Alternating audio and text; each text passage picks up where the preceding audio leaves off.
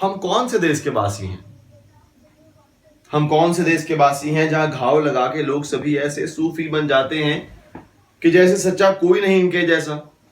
ये देश ये मेला है कैसा, जहां जख्म मिले धुतकार मिले जब भी कोई साहूकार मिले, वो अंदर से गद्दार मिले और बाहर से लाचार मिले, जो दामन गंदा कर जाए दुख से झोली को भर जाए, और इतना भी एहसास नहीं कि चाहे सबको सहते सहते कोई यहां पे मर जाए।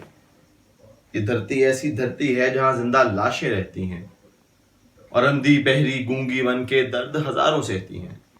झेलम के पार वो रहती हैं पर लफ्ज ना कोई कहती हैं, जिसके बायस सांसें लेने पे लोग लोगों को मारते हैं। वो अपने हाथ से बेइस होकर नस्लें अपनी उजाड़ते हैं, खुद से बड़ों को सजदा करके कमतर लोगों पे धाड़ते हैं।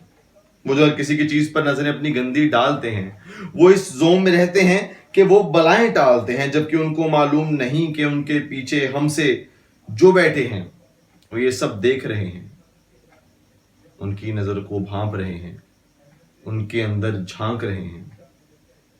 डरने वाले डरते डरते जुर्म अपने ढांप रहे हैं।